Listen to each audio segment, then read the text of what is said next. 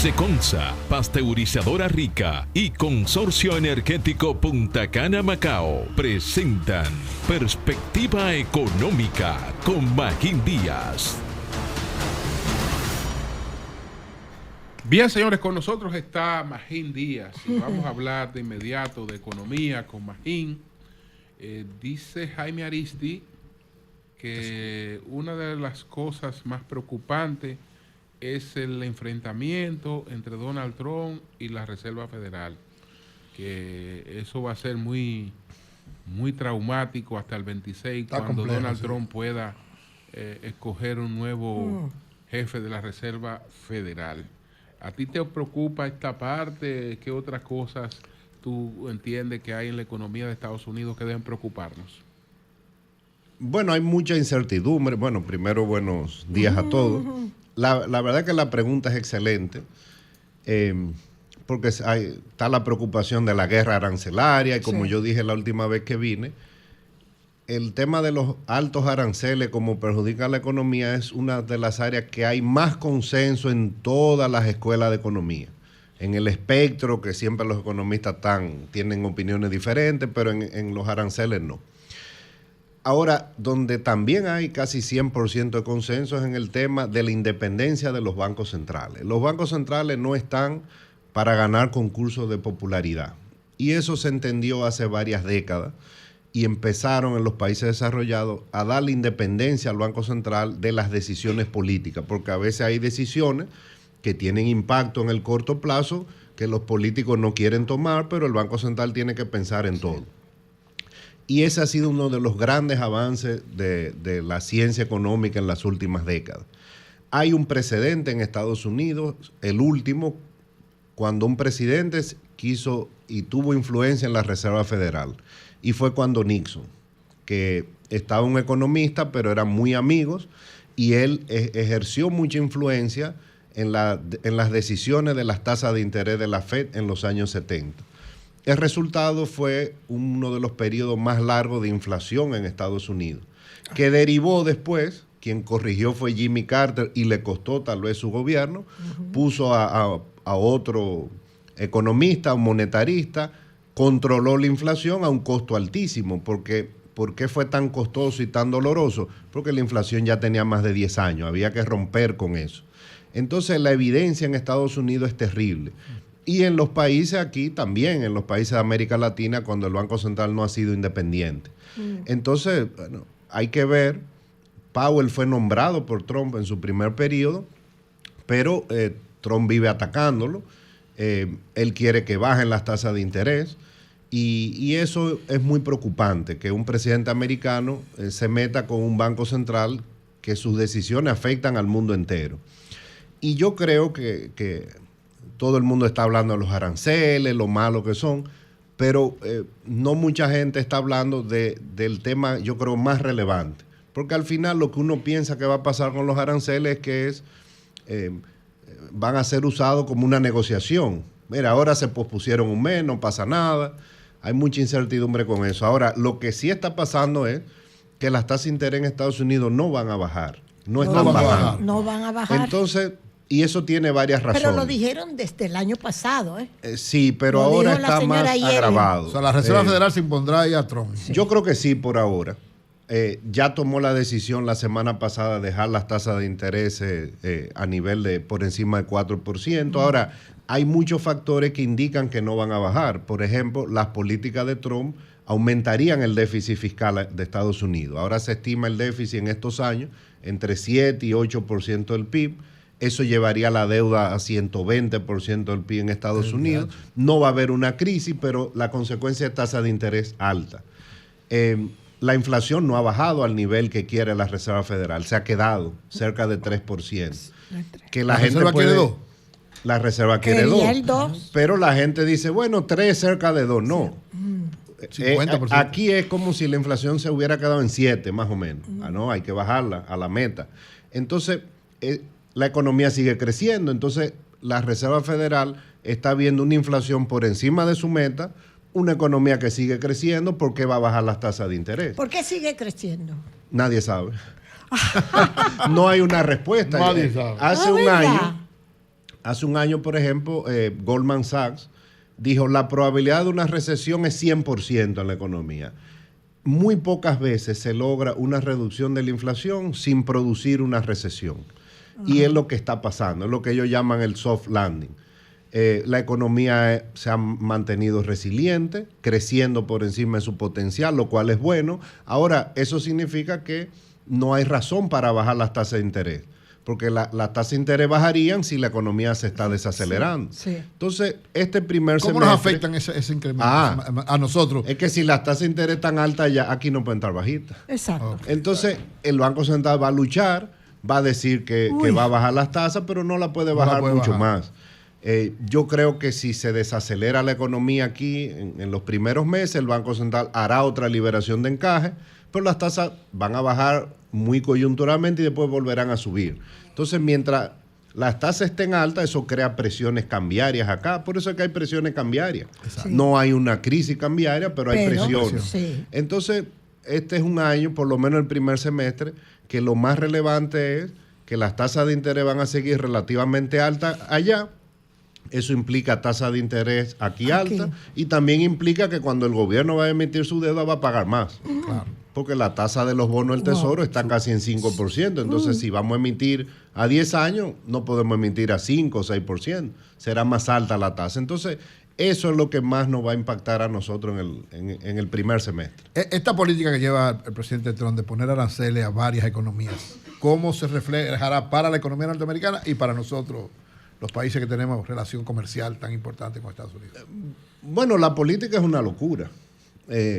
Larry Summers, que es uno de los economistas líderes de la profesión, que habló hace un par de días y dijo, esto, además de que no hace sentido, tú le estás poniendo a nuestros dos principales socios comerciales. O sea, ¿qué ha hecho Canadá contra Estados Unidos? Porque no tiene problema de inmigración ilegal ni de fentanilo, que son de las cosas que Trump alega.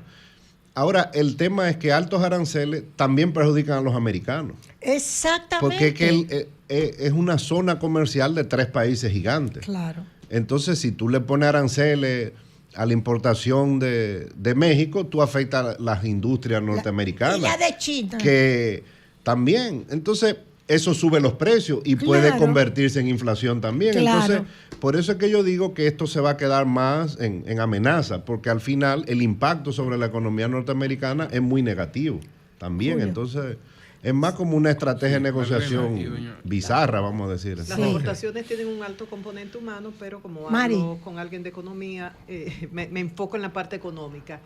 ¿Qué significa para nosotros ese alto número de dominicanos que podrían venir deportados este año? Bueno, primero para los americanos. Uno de los problemas que había en los últimos años era un desbalance entre la oferta y la demanda de trabajadores en Estados Unidos. Cuando faltan trabajadores, eso presiona los salarios y eso crea inflación en Estados Unidos. En parte la inflación no bajaba porque había un desbalance, faltaban 3 o 4 millones de trabajadores. Y eso se fue cerrando con inmigración en parte ilegal.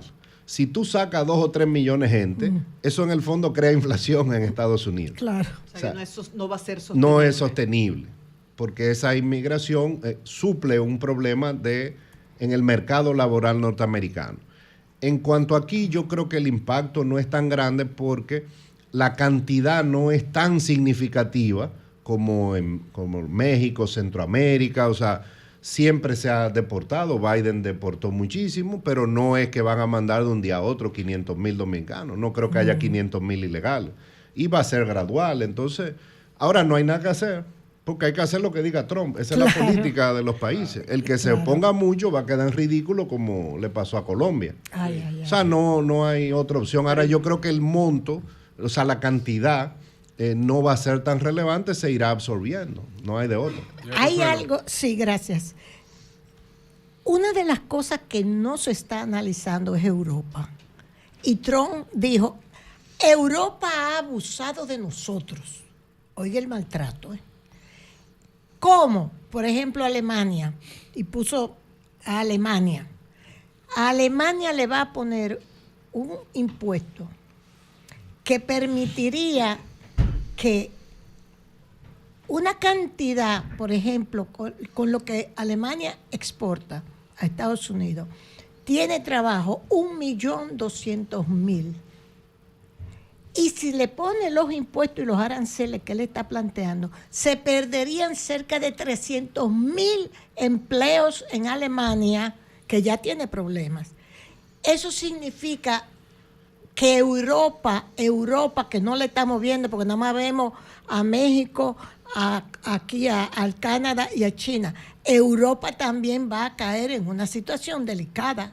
Sí, ahora lo que pasa es que con este tipo de políticas, al final, zonas tan grandes que van a hacer, se van a ir a mirar a China. Yo creo que el gran beneficiado de esa guerra que está haciendo Trump son otros bloques. Okay. O sea, ya el mundo está más diversificado que antes. Evidentemente, tratarán de negociar los europeos. Europa tiene mucho más problemas en la economía que Estados Unidos. Es una economía que no crece o crece muy poco. Sí. Mientras Estados Unidos creció mucho, Europa en estos años no ha crecido nada. Exacto. Obviamente hay mucha diferencia entre países, pero el gran beneficiado... el gran beneficiado yo creo que va a ser China de todo esto. Eso es lo que me parece a mí. Ahora tratarán de negociar como hicieron los canadienses ahora y como hicieron los mexicanos para llegar a un acuerdo razonable con un presidente muy complicado que tienen los americanos. Magín, la proyección que ha hecho el gobierno para el año 2025 es de un crecimiento parecido, ¿verdad?, al que tuvimos en el 2024, de un 5%, 5.1%. Con todas estas distorsiones que está creando Trump, ¿tú crees que nosotros podemos alcanzar ese propósito? Bueno, las distorsiones de Trump nos podrían beneficiar. O sea, hay muchos factores que tú lo metes en una licuadora y tú no sabes qué nos va a beneficiar o no. Ahora, la economía creció 5%. Preocupa si se mantienen las tasas de interés altas, por eso el Banco Central a fines de noviembre hizo una liberación de encaje. Yo creo que va a tener que hacer otra porque las tasas no bajaron mucho. Ahora, si crecemos 3,5 en esta coyuntura, no está mal, o 4. Ahora, por ejemplo, el sector construcción cayó violentamente en noviembre y diciembre, cayó 5% en noviembre, en diciembre yo estimo que cayó 10%, que ese es el sector que más mueve la economía. Entonces el Banco Central va a monitorear. Si también cayó en enero y en febrero, pues tomará medidas coyunturales. ¿Y eso tiene que ver con las altas tasas, esa caída? Sí, claro. Sí, sí. Okay. Ahora, bueno, hay que mantener la estabilidad. Si la estabilidad se mantiene con altas tasas, tal vez vamos a entrar en un periodo de crecimiento más bajito. Okay. Ahora, hasta se me olvidó lo que iba a decir. Dicen en mi pueblo, parece que no era importante. Sí. Pero lo que hay que sobrevivir en esta coyuntura. Lo que yo iba a decir es importante, que eso no le va a gustar bien. Vamos a ver. El Banco Central no puede solo. No, si tú tienes un gobierno que no invierte, el Banco y la Central inversión no puede. ha sido... Ahora, ahí habrá que tomar una decisión como país. Si en esta coyuntura se requiere más inversión, tal vez tenemos inversión de capital. De capital. ¿Y qué le dijo el presupuesto de este año? Eso es. 2.2% del PIB. La mitad de los intereses. Ahora, la forma de invertir más, tal vez convenga aumentar el déficit un poco. Y el país tiene que entender que es más déficit y más deuda. Los que demandan dólares están preocupados. No siempre pueden encontrar la cantidad que necesitan y tasas que 62, ya ahí subieron. como para arriba, más de 62. ¿Te preocupa? A mí no. Esta es una población y una clase política obsesionada con el tipo de cambio. Le gusta el tipo de cambio fijo. Con un banco central que tiene más de 10,000 millones de dólares, como 12,000 millones, no hay riesgo de una crisis cambiaria, pero hay presiones porque las tasas de interés están altas afuera. Ahora, el Banco Central pudiera eliminar esas presiones, mete 2 o 3 mil millones de golpes en el mercado y ya. El tipo de cambio te baja a 60, pero eso no le conviene a la economía. Entonces el Banco Central lo hace gradualmente. Por ejemplo, en enero puso 400 millones de dólares de su reserva, perdió reserva para que el tipo de cambio no subiera tanto. Ahora, a nosotros, a la mayoría de los dominicanos, son consumidores e importadores. No les gusta que suba, pero a los exportadores sí. Entonces, en esta coyuntura, lo que nos puede echar para adelante son las exportaciones y el turismo, que van bien, pero un tipo de cambio más depreciado le beneficia y eso ayuda a empujar la economía en tiempos difíciles. La tasa, más o menos, podría estar... Históricamente, el Banco Central manejó una depreciación de entre 3,5% y 4%. Sí. Pero ya esos tiempos acabaron. El año pasado fue 6% y este año será entre 6 y 7%. Bueno, pues muchas gracias, Magín. Muy bien, muy bien. Bien. Muchas gracias. Cambio y fuera. Seconza, pasteurizador